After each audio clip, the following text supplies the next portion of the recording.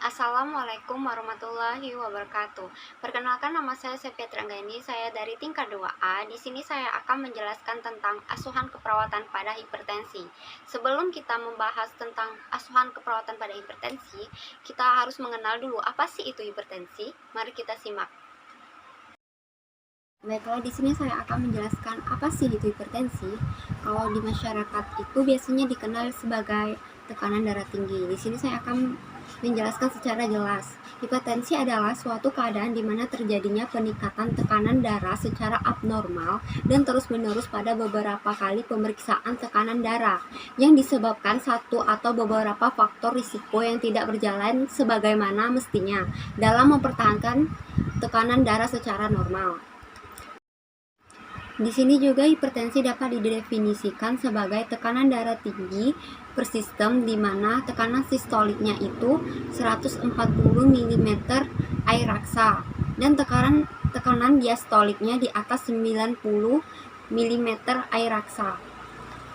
Selanjutnya yaitu klarifikasi hipertensi. Yang pertama itu berdasarkan penyebabnya.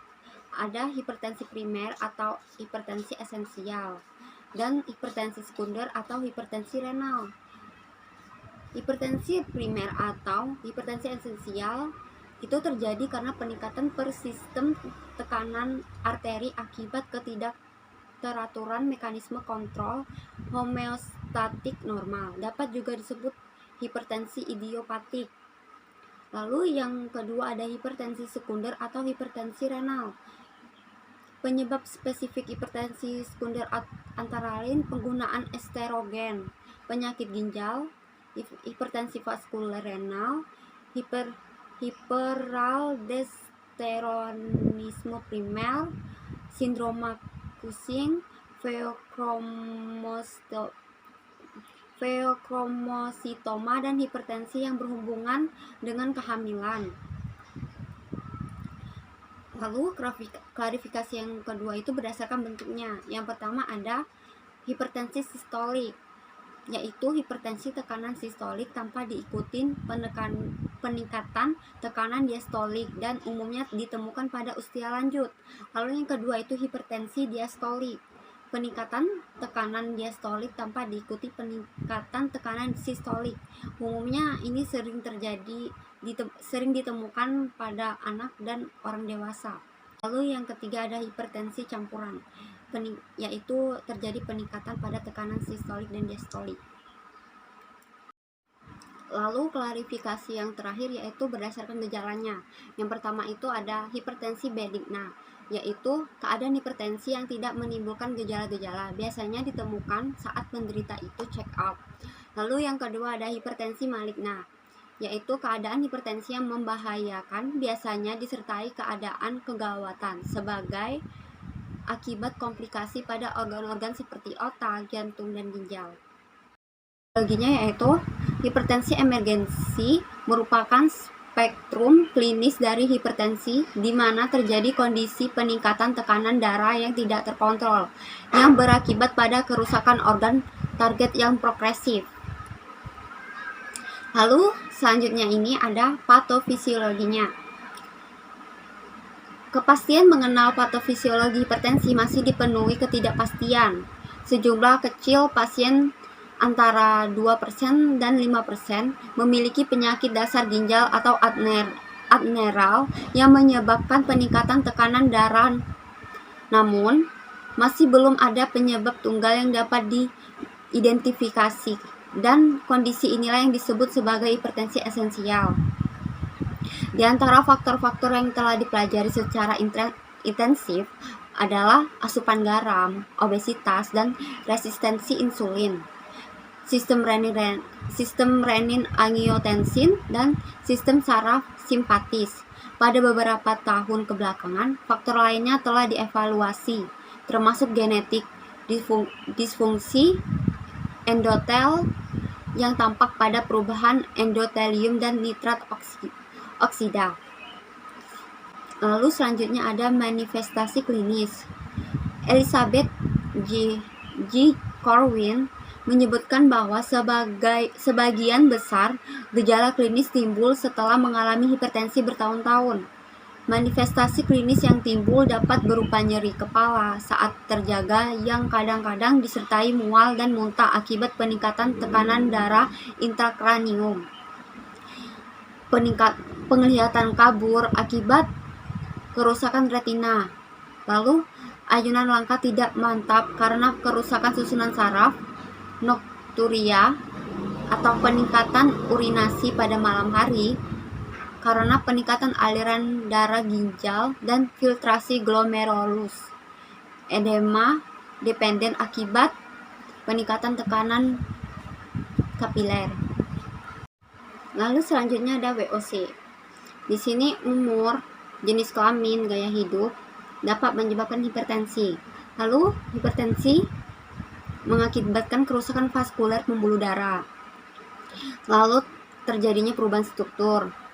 Lalu penyumbatan pembuluh darah, lalu vasokonstriksi, lalu gangguan sirkulasi, lalu menuju otak, lalu resistensi pembuluh, lalu terjadinya nyeri kepala. Lalu yang biasanya kalau di diagnosa keperawatan itu akan mengambil diagnosa nyeri akut. Lalu selain itu resistensi pembuluh darah itu bisa terjadi gangguan pola tidur. Lalu selanjutnya hipertensi itu bisa menyebabkan perubahan situasi. Lalu informasi yang minim, lalu terjadinya defisit pengetahuan. Selanjutnya ada penata laksanaan. Yang pertama itu penata laksanaan non farmakologi, yaitu ada yang pertama mempertahankan berat badan ideal. Maksudnya di sini jangan terlalu gemuk gitu, jangan obesitas. Nanti itu karena obesitas itu bisa menyebabkan hipertensi. Lalu yang kedua kurangi asupan natrium atau sodium. Yang ketiga batasi konsumsi alkohol. Lalu yang keempat penurunan stres. Lalu yang kedua ada penata laksanaan farmakologi. Yang pertama itu ada diuretik atau hidroklorotiazid. Lalu yang kedua penghambat cispatetik atau metildopa, klonidin dan reserpin. Yang ketiga itu ada beta blocker atau metoprolol, propanolol dan atenolol dan sebagainya. Lalu di sini ada komplikasinya.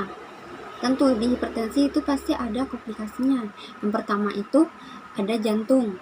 Di jantung akan terjadi gagal jantung dan penyakit jantung koroner.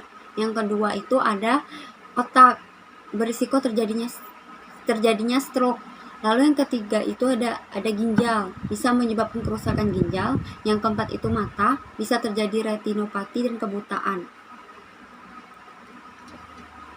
Selanjutnya itu ada pengkajian.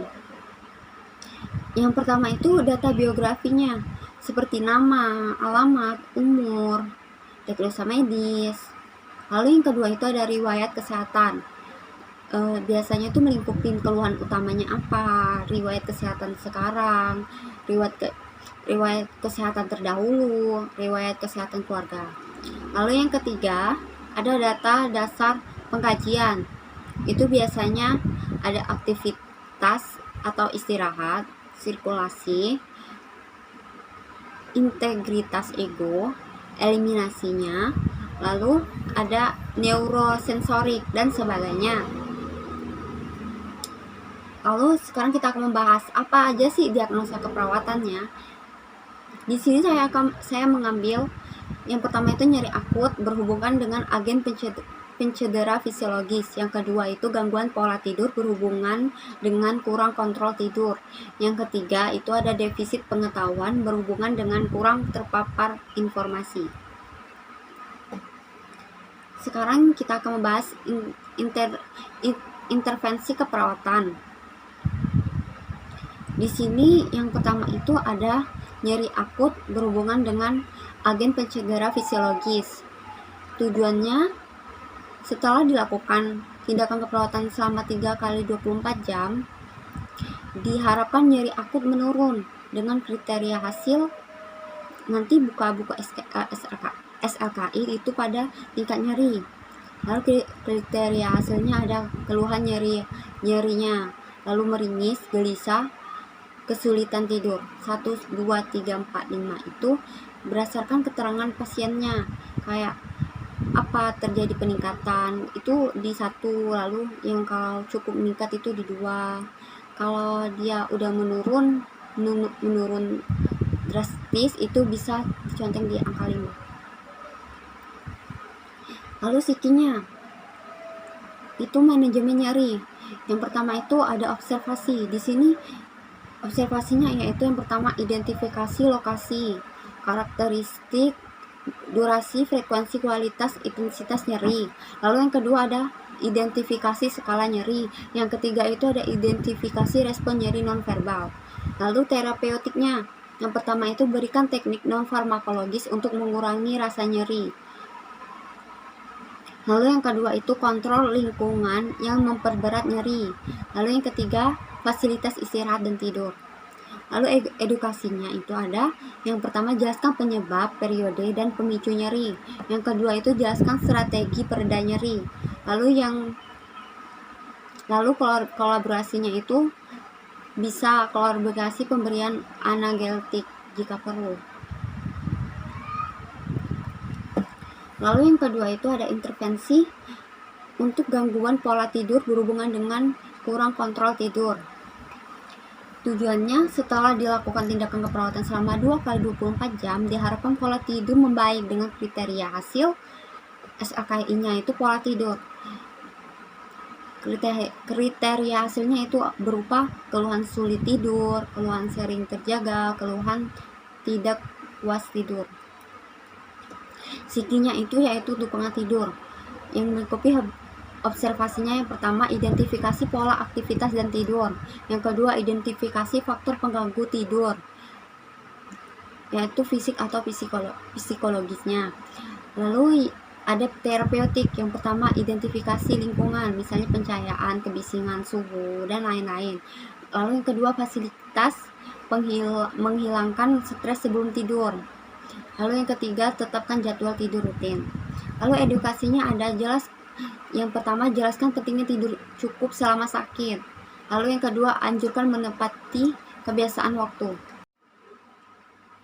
Selanjutnya intervensi keperawatan yang ketiga, yaitu definisi pengetahuan berhubungan dengan kurang terpapar informasi. Tujuannya setelah dilakukan tindakan keperawatan selama 2x24 jam diharapkan tingkat pengetahuan meningkat dengan kriteria hasil di SLKI-nya yaitu tingkat pengetahuan. Kriteria hasilnya berupa perilaku sesuai anjuran, perilaku sesuai pengetahuan.